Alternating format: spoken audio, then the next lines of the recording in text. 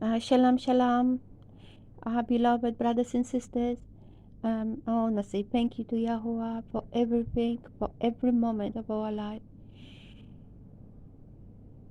that He gave Himself for us, His seed, His beloved Yahusha Messiah. So now we can receive the Ruach of truth, we can have it, which will guide us and teach us the way we should go and the things we should do and speak. I want to also ask Yahuwah for discernment in through Yahusha Messiah in the Ruach HaKodesh.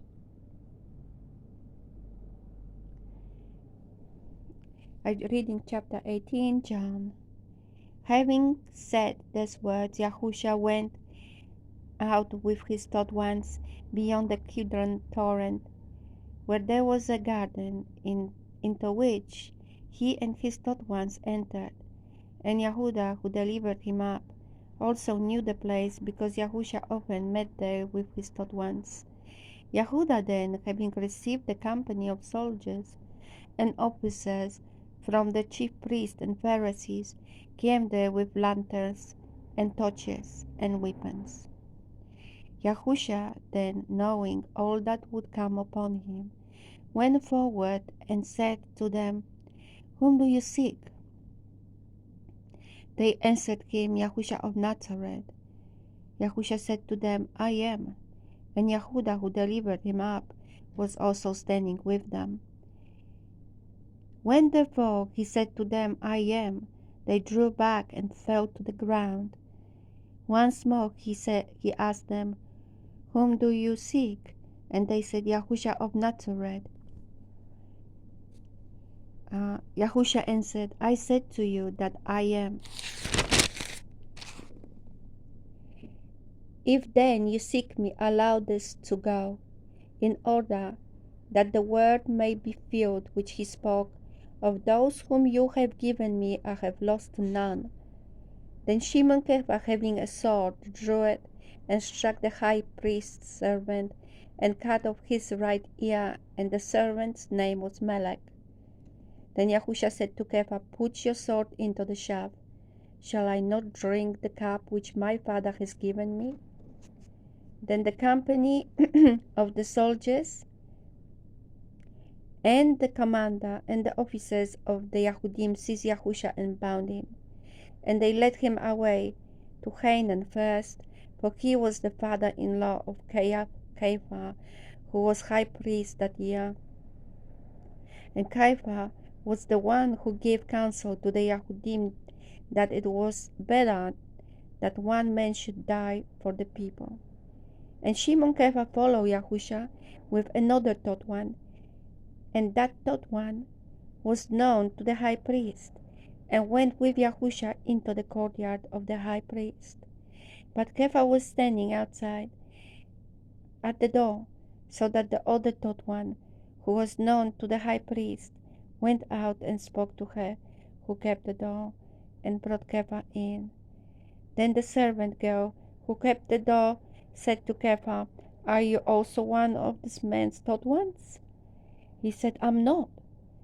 And the servants and officers who had made a fire of coals stood there, because it was cold. And they warmed themselves, and Kepha was standing with them and warming himself. Then the high priest asked Yahusha about his third ones and his teaching. Yahusha answered, "I spoke openly to the world. I always taught in the congregation and in the set-apart place where the Yahudim always met, and I spoke not word in secret. Why do you ask me? Ask those who have heard me what I said to them.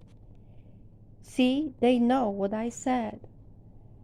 And when he had said this, one of the officers who stood by slapped Yahusha in the face, saying, "Do you answer the high priest this way?" Yahusha answered him, "If I have spoken evilly, bear witness of the evil, but if well, Why do you strike me? Then Hanan sent him bound to the high priest Caiaphas. And Shimon Kepha was standing and warming himself. Then they said to him, Are you also one of his taught ones? He denied it and said, I'm not. One of the servants of the high priest, a relative of the one whose ear Kepha cut off, said, Did I not see you in the garden with him? Then Kepha again denied, and immediately a cock crowed. Then they led Yahusha from Caiaphas to the place, and it was early. And they themselves did not go into the place, lest they should be defiled, but that they might eat the Pesach. Pilate therefore came out to them and said, What accusation do you bring against this man? They answered and said to him, If he were not an evildoer, we would not have delivered him up to you. Then Pilate said to them, You take him and judge him according to your law. The Yahudim said to him, It is not right for us to put anyone to death, in order that the word of Yahusha may be filled, which he spoke, signifying by what death he was about to die. Then Pilate went back into the place and called Yahusha and said to him, Are you the sovereign of the Yahudim? Yahusha answered, Do you say this from yourself, or did others talk to you about me? Pilate answered, Am I Yahudi? Your own nations and the chief priests have delivered you to me. What did you do? Yahusha answered, My reign is not of this world. If my reign were of this world, my servants would not fight, so that I should not be delivered to the Yahudim. But now my reign is not from here. Then Pilate said to him, You are a sovereign then? Yahusha answered, You say it, because I'm a sovereign. For this I was born, and for this I have come into the world, that I should bear witness to the truth. Everyone who is of the truth hears my voice. Pilate said to him, What is truth? And when he had said this, he went out again to the Yahudim and said to them, I found no guilt in him. But you have a habit that I should release someone to you at the Pesach. Do you wish then that I release to you the sovereign of the Yahudim? Then they all shouted again, saying, Not this one, but Barabbas. And Barabbas was a robber. Thank you for being with me. Thank you for listening the word.